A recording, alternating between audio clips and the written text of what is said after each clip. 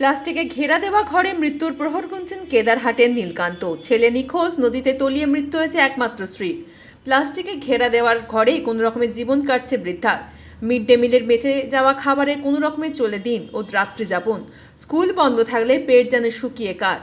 যে ঘরে বসার জায়গা নেই ঠিক মতো, সেখানে বসে বসে মৃত্যুর প্রহর গুনছেন মাথাভাঙা এক ব্লকের কেদারহাট গ্রাম পঞ্চায়েতের ছোট্ট কেশরীবাড়ি এলাকার নীলকান্ত বর্মন। স্বাধীনতার এত বছর কেটে গেল, এখনও এই ছবি দেখতে হচ্ছে তা অত্যন্ত হৃদয় বিদারক। প্রায় 15 বছরের পূর্বে সংসারের আর্থিক দৈন্যতা ঘোচাতে আসামের কাজে গিয়েছিলেন নীলকান্ত বর্মনের একমাত্র ছেলে। সেটাই যেন কাল হয়ে দাঁড়ায় তার জীবনে।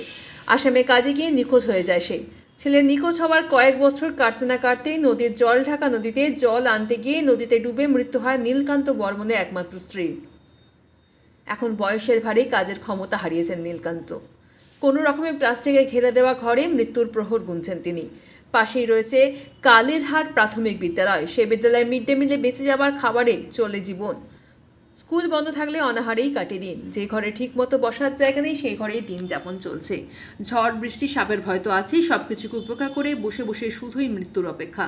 এখন সম্ভব নীলকান্তকে সেই স্থবির জঙ্গল থেকে ফিরিয়ে আনা, কিন্তু আনবে কে, সেটাই এখন লাখ টাকার প্রশ্ন। আচ্ছা, ধরে আছে ওখানে বৌদি বৌদি থেকে কত বছর হবে? এই বোধহয় 15 বছর 20 বছর হবে। আচ্ছা, কেউ নেই ওনার? না আছে ভাজ্যা তো আছে, বউ বলে আছে, বেটি বলে আছে, কামাই নাই, খালি বেকার ওইলা। ওনার জমি জায়গা কিছু নাই? সরকার নাই নাই নাই কিচ্ছু নাই না? কিচ্ছু নেই, অনেক দিন ধরেই আছে ওখানে। অনেক থেকে আছে। কি খান উনি? ওই ওই স্কুলের ভাত খায়, মানে মিড ডে মিলের খাবার তো, হ্যাঁ। যদি বাঁচে ওগুলোই দেয়। আর দেয়, আর মাঝে মাঝে যায় চাল। কিন্তু যেদিন করে স্কুল বন্ধ থাকে, কালকে ধরুন রবিবার, কালকে স্কুল বন্ধ থাকবে, কি খাবে তখন? একটু ওই মানে একটা চাল টুল কিনে আনি, নাহলে ভিটিয়া করে মাঝে মাঝে দেয়, আচ্ছা আচ্ছা, কম বেশি করে দেয়। কারণ অনেক দিন ধরেই আছে তাহলে। তখন ধরে আছে, হ্যাঁ হ্যাঁ। কি নাম আপনার? দেবেন্দ্রনাথ বর্মন।